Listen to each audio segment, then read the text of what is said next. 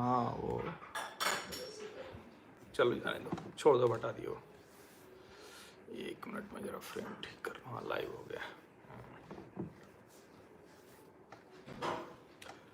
मेरे सामाजिक परिवार के सभी सदस्यों और यह वीडियो देखने वालों को नमस्कार। जल्दबाजी में यह बातचीत कर रहा हूँ, जल्दबाजी में इसलिए क्योंकि लगातार सुबह से कुछ दूसरे कामों में फंसा हुआ था और कल से आप लोग लगातार ये कहें कि मुझसे पूछ रहे हैं, मेरा मत जानना चाह रहे हैं कि मैं अर्नब के साथ हूँ या अर्नब के खिलाफ हूँ। और चूंकि ये इस वक्त की समस्या है कि आप किसी के साथ या किसी के खिलाफ ही हो सकते हैं। ज़्यादातर मुद्दों पर मैं बार बार कहता हूँ कि मैं निष्पक्ष तो रहता नहीं हूँ, तो मैं किसी भी मुद्दे पर उसके पूरी तरह से पक्ष या विपक्ष में हो जाता हूँ।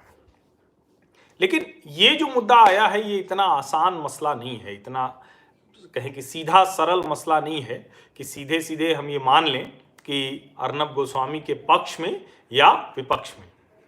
एक बात मैं बहुत साफ कह दूं कि कोई भी किसी भी धारा का पत्रकार है, अगर आज वो अर्नब गोस्वामी पर हमले की निंदा नहीं कर पा रहा है, अगर आज वो अर्नब गोस्वामी पर हुए हमले की निंदा करने में भी किंतु परंतु साजिश या कुछ भी ढूंढ रहा है, तो इसका मतलब ये है कि उसकी अपनी कुंठा है, उसका अपना कुछ एजेंडा है जिसको वो किसी भी तरह से, और ये बहुत लोगों की कुंठा है। मैं अभी मतलब इस बात को मैं अलग अलग समय पर कहता रहा हूं कि ये जो जितना इस समय पत्रकारिता में कूड़ा किया हुआ है, ये सब उन्हीं लोगों का किया हुआ है जो 20 साल पहले भी संपादक थे।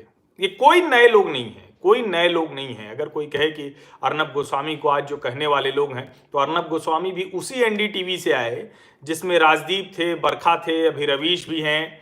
ये सब उसी जगह से आए हुए लोग हैं। आप टीवी चेहरों पर देखेंगे तो या तो उस समय आज तक से निकले हुए लोग हैं जो हिंदी में निकले और अंग्रेजी में एनडीटीवी से निकले।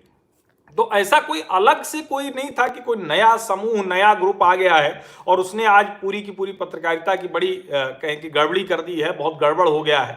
तो इसलिए मैं बहुत साफ साफ कह रहा हूं कि भाई उन्हीं प्रणय रॉय के साथ एनडीटीवी में राजदीप काम करते थे, बरखा काम करती थी, ये अर्नब गोस्वामी काम करते थे। सब अलग अलग जगह निकल कर गए और सबकी अपनी अलग अलग कहें कि योग्यता, क्षमता रही होंगी। और हम लोगों को याद है ना कि 2014 के चुनाव के पहले वो टाइम्स नाउ में अर्नब गोस्वामी ने राहुल गांधी का इंटरव्यू किया था और उस इंटरव्यू के बाद क्या हुआ था, क्या किस तरह की स्थितियां थी कि अर्नब गोस्वामी को धमकी देने से लेकर कुछ भी बचा नहीं।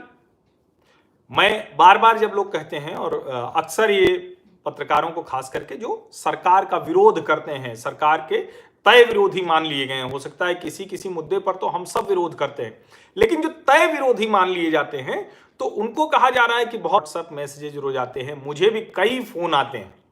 मैं उनका जिक्र इसलिए नहीं करता कि जो जब होना होगा वो होगा ही, और अगर कोई तय कर लेगा, कोई मानसिक विक्षिप्त हो जाएगा और वो हमला करने की सोचेगा तो वो एक अलग बात है, उसका अपना निपटने का तरीका अलग होगा। और मैं उससे डरता वरता नहीं हूं, मैं एकदम बहुत साफ कहूं कि मैं उससे डरता नहीं हूं। और मुझे लगता है कि कोई भी जो पत्रकार ढंग का होगा वो इससे डरेगा नहीं।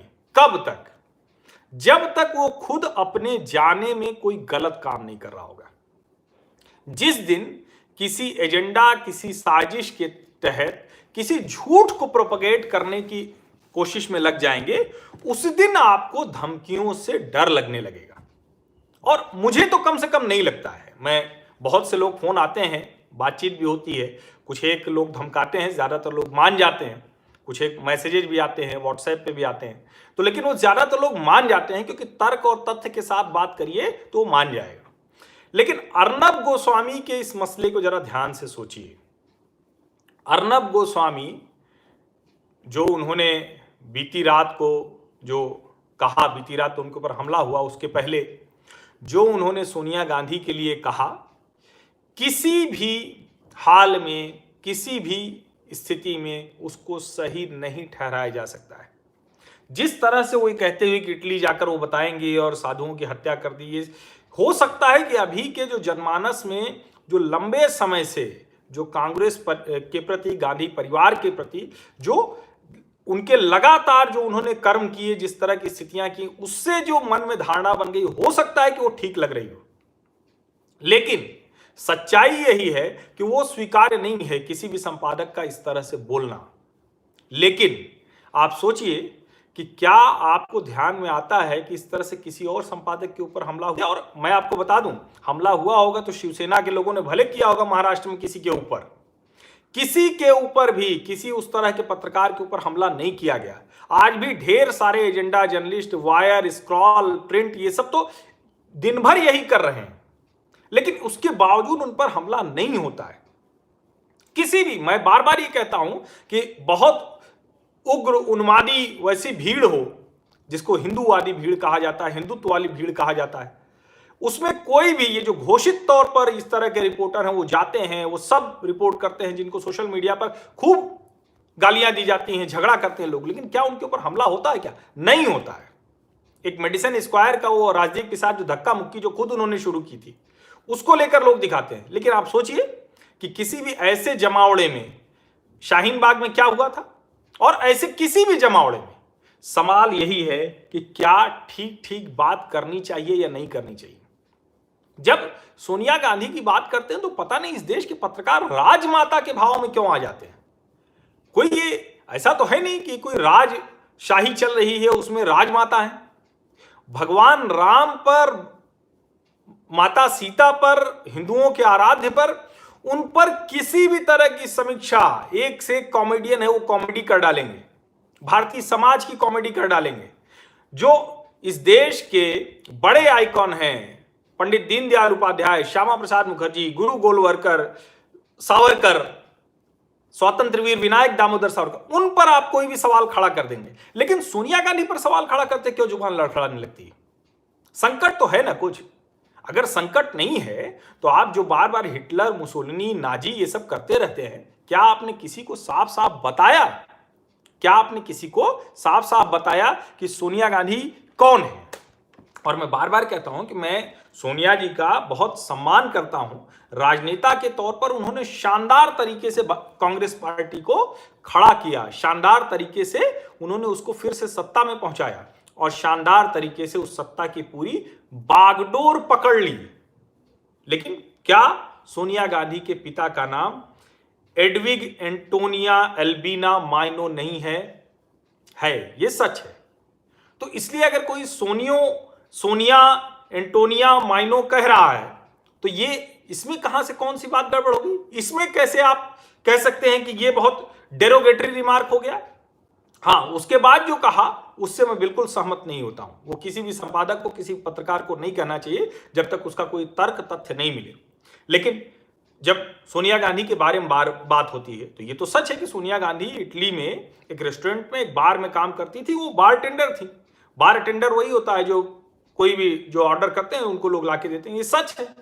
तो इसमें इतना चिढ़ने की या इतना मारामारी करने की जरूरत क्या है? और आज देश की बहुत बड़ी नेता हैं, इतने समय तक बाकायदा 10 साल तक इस देश की सत्ता के शीर्ष पर रही हैं। और जब आप कहते हैं कि हिटलर, मुसोलिनी, नाजी की बात करने लगते हैं तो फिर इसीलिए बात निकल कर आती है कि सोनिया गांधी है कौन? तो जो उनके बारे में जानकारी लिखी है, her father was a strong supporter of Italian dictator Benito Mussolini and had even fought against the Soviet military alongside Hitler's army. Sonia was born a year after Mussolini's death. लेकिन सोनिया गांधी के पिता मुसोलिनी की सेना में सिपाही थे और लड़े थे, तो आप इसको कैसे छिपा सकते हैं? और ये बात अगर कोई कह रहा है तो ये गलत कैसे हो सकती है? तो मैं बार बार यही बात करता हूं और मैं आपको कुछ बातें बताता हूं। अभी सोनिया गांधी फिर से कह रही हैं कि वो कम्युनल बायस कर रही हैं, फिर से वही सब शुरू हो गया है।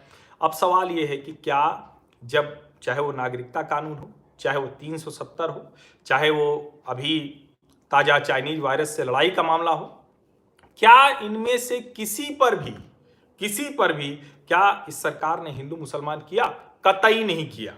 लेकिन क्या कहा गया? और सोचिए कि कांग्रेस के वो नेता आज फटफटा रहे हैं, बहुत अमर्यादित, गिरी हुई, हल्की बातें लिख रहे हैं, जो योगी आदित्यनाथ को अजय सिंह बिष्ट कहते हुए बड़ा उनकी छाती चौड़ी हो जाती है।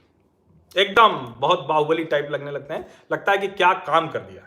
और कल जब अर्नब गोस्वामी पे अटैक होता है जो बेहद शर्मनाक है, निंदनीय है, ये तरीका है पत्रकारों की आवाज बंद कराने का। और मैं तो उससे भी आश्चर्यचकित रह जाता हूं जब ढेर सारे पत्रकार वो कहने लगते हैं कि अर्नब तो पत्रकारिता ही नहीं कर रहे हैं। अरे भाई, यही पत्रकारिता करते हुए तो जितने बड़े नाम हैं वो सब यही तो टीवी की पत्रकारिता करते हुए आगे बढ़े ना। हमने देखा अभी कितने दिन हुए, 4 दिन पहले तो रवीश कुमार वो चीन की तारीफ कर रहे थे, कह रहे थे चीन और जमात पे सरकार इसलिए आरोप लगा रही है क्योंकि उनको कोई रास्ता नहीं मिल रहा है। आप सोचिए, और उस पे अर्नब गोस्वामी के ऊपर इस तरह से कहा जाता है। और ये कोई एक बात नहीं है। विनोद दुआ जैसा पत्रकार, वो अपने को पत्रकार कहते हैं, हमको तो समझ में नहीं आता कि उन्होंने कब पत्रकारिता की, क्या पत्रकारिता। जब से मुझे ध्यान में आ रहा है सिर्फ और सिर्फ संघ भाजपा विरोध के अलावा कोई काम किया ही नहीं। झूठी खबरें लगातार परोसना, जो कि 2007 के चुनाव में हमने देखा था। तो चाहे वो रवीश कुमार हो, चाहे विनोद दुआ हो, ये सब झूठी खबरें परोस रहे थे। क्योंकि उस वक्त मैं भी 2007 के चुनाव में कवर कर रहा था गुजरात को। अभी जब कहीं नहीं मिला, सब जगह से बाहर होने के बाद अभी एक कोई महाराष्ट्र का कोई यूट्यूब का चैनल है जिसके साथ उन्होंने समझौता किया है, और उस पर उन्होंने किया तो वहां भी नितिन गडकरी के वीडियो इंटरव्यू को काट छांट के झूठा फेक उसको करके बना दिया कि देखिए कैसे उल्टा कह रहे हैं गडकरी। और आखिर में नितिन गडकरी तो नितिन गडकरी हैं, बहुत ब्लंट आदमी है, सीधे बोलते हैं, उन्होंने बोल दिया। तो ये मुझे लगता है ना कि एक दो चीजें नहीं है और एक दो लोग नहीं है, बड़ी लंबी लिस्ट है। राजदीप सरदेसाई दिसंबर 2007 में लिखते हैं, आप भी खोज के पढ़ सकते हैं, जिसमें वो बताते हैं कि सोनिया गांधी के मौत का सौदागर से तो कुछ हुआ ही नहीं। पहले ही मोदी वहां कम्युनल लाइन पे चुनाव लड़ रहे थे 2007 में। यानी सोनिया गांधी ने जो मौत का सौदागर कहा, उस मौत का सौदागर से कोई फर्क नहीं पड़ा। चलो नहीं फर्क पड़ा, लेकिन फिर भी मौत का सौदागर कहा ना। और सिर्फ एक बार नहीं कहा, उसके बाद ढेर सारे पत्रकारों ने समय समय पर कहा। एनडीटीवी की पत्रकार सुनेत्रा चौधरी 30 अक्टूबर 2019 को क्या लिखती है? Narendra Modi has swine flu, I don't know why but this news is really exciting me. अभी भी ये महिला हिंदुस्तान टाइम्स में रिपोर्टर है। हम तो ऐसा कभी नहीं सोच सकते, और कोई नहीं सोच सकता, कोई भी नहीं सोच सकता कि इस तरह से देश के नेताओं की असामयिक किसी मृत्यु की कामना कोई करे। इस तरह से नहीं सोच सकता। हो सकता है कभी गुस्सा आता है तो हम राहुल गांधी, सोनिया गांधी, प्रियंका गांधी जी के खिलाफ कुछ बोल सकते हैं, पत्रकार के तौर पर टिप्पणी भी कर सकते हैं, लेकिन आप इस तरह का जहर भरा हुआ है। और वो एक में नहीं है, हरनिध कौर प्रिंट में कॉलम राइटर, इसने 6 अप्रैल 2013 को लिखा था। वो क्या लिखा? That the only similarity between Mahatma Gandhi and Modi would be if someone assassinates Modi. यानी मोदी और गांधी के बीच में सिर्फ एक समानता हो सकती है, अगर कोई नरेंद्र मोदी की हत्या कर दे। ये हरनिध कौर शेखर गुप्ता की वेबसाइट प्रिंट की राइटर हो जाती है। द क्विंट के लिए राघव बहल का द क्विंट, उसमें जितने लोग हैं वो एक मतलब कई, सुप्रतीक चटर्जी ये अटलांटा में रहते हैं, यूएस में, कॉलम राइटर थे, अब हटा दिया उनको। लेकिन क्यों हटाना पड़ा? और इनका बायोडाटा क्या है? Contributor Open, the Quint, Caravan, the Hindu. यानी वो सारे जिसमें यही सब लिखा जाएगा, यही सब किया जाएगा। और उसके बाद फिर आप उम्मीद करेंगे कि कैसे, आशंका जताएंगे कि कैसे रिपब्लिक कैसा खड़ा हो गया जहां दिन भर इस तरह की बात की जाती है। इस तरह से आप बात करेंगे ये, और अगर आप बात करेंगे तो उसका जवाब फिर लोग देते हैं। तब आप कहते हैं कि जनता तो कम्युनल हुई जाती है, जनता के मन में जहर भर दिया जाता है, जबकि जहर भरने का काम आपने लगातार किया है, लगातार आपने किया है। और सुप्रतीक ने क्या ट्वीट किया था? Good to know that Modi is 1 year closer to retirement oblique death. और उसके बाद हैशटैग लिखा है आई चूज ऑप्टिमिज्म। ये सुप्रतीक चटर्जी 18 सितंबर 2017 का ट्वीट है। क्विंट में एक कॉलम राइटर था। और उसके बाद फिर 244 पर वो लिखता है death is the only thing that could stop him. यानी मोदी को रोकने का कोई तरीका नहीं है। आपने देखा होगा ना 2014 के चुनाव के पहले कैसे चिट्ठियां लिखी जा रही थी, मुख्यमंत्री रहते कैसे चिट्ठी लिखी रही, वीजा नहीं देने से मना कर दिया गया। और इस तरह की बात प्रशांत कुमार, टाइम्स नाउ का रिपोर्टर, वो लिखता है 13 जनवरी 2017 को, now that we have got a new Gandhi, how soon the Godse comes is the question. उस वक्त खादी विलेज इंडस्ट्रीज कमीशन, जो खादी ग्रामोद्योग आयोग है, उसमें कोई कैलेंडर जारी हुआ था जिसमें मोदी की चरखा काटते हुए तस्वीर थी। इतना चिढ़ गए कि ये जो प्रशांत कुमार, ये अपने को पत्रकार रिपोर्टर कहता है, कह रहा है कि एक ही, चूंकि नया गांधी मिल गया है तो अब क्या होना चाहिए, कितनी जल्दी कोई गोडसे आता है, ये हम इंतजार कर रहे हैं। और उसके बाद भी लगातार इस तरह का बयान लिखता है। 14 जनवरी को फिर ये आदमी लिखता है, which country we are living in, it's a shame to have you as the prime minister Narendra Modi, a mere apology. अब आप समझिए। और बाद में ठीक है कि वो डिलीट कर दिया, कहा कि हमारा नहीं है, हमारा अपना निजी है, इस तरह की चीजें। विकास मल्होत्रा, ये भी क्विंट में कॉलमनिस्ट थे, ये क्या लिखते हैं, it is campaign moments like these that create history.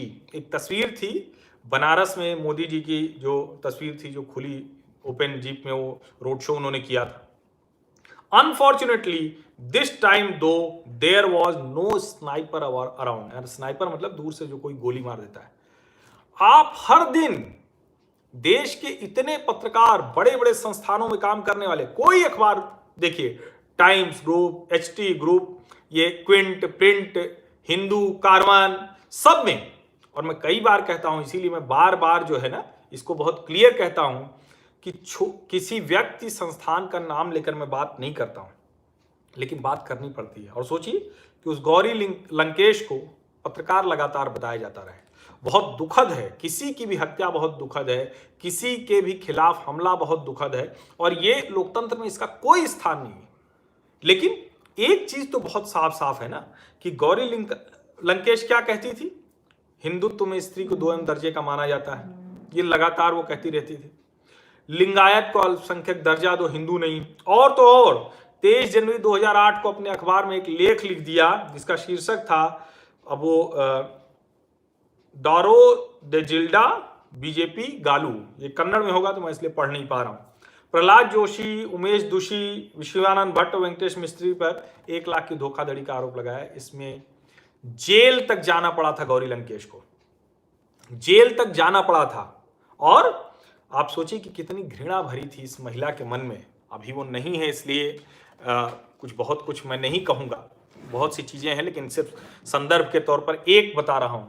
इनके एक 35 साल पुराने दोस्त थे प्रकाश बेलवाडी, जो नाम हो उनका, प्रकाश बेलवाडी। और ये 35 साल पुराने दोस्त थे गौरी लंकेश के। क्यों रिश्ता तोड़ लिया 2014 में इस महिला ने? क्यों? क्योंकि प्रकाश बेलवाडी भारतीय जनता पार्टी के मीडिया सलाहकार हो गए थे। आप सोचिए, इस तरह से इस देश में अछूत बनाने का माहौल चलाया गया, उसी की प्रतिक्रिया है। खतरनाक है, शर्मनाक है, लेकिन यह हुआ। और इसकी बुनियाद इन लोगों ने तैयार की, लगातार लोगों के मन में जहर भरा, जिसकी आज ये स्थिति हो गई। मैं अर्नब गोस्वामी का जो बयान है उससे कतई इत्तेफाक नहीं रखता। राष्ट्रीय टेलीविजन चैनल पर या कहीं भी इस तरह की बात आप नहीं कर सकते हैं, लेकिन कोई तो होगा ना। आप इस तरह से कैसे ये हो सकता है कि एक सोनिया गांधी या गांधी परिवार से कोई सवाल नहीं कर सकते? भगवान राम से सवाल कर सकते हैं, लेकिन सोनिया गांधी से सवाल नहीं कर सकते। और किस तरह से लोग, टीएस सिंहदेव मंत्री हैं, उन्होंने एफआईआर करा दी है। अलका लांबा, कांग्रेस की नेता, आम आदमी पार्टी में गई थी, विधायक होकर फिर से चली आई, और अभी वो लिख रहे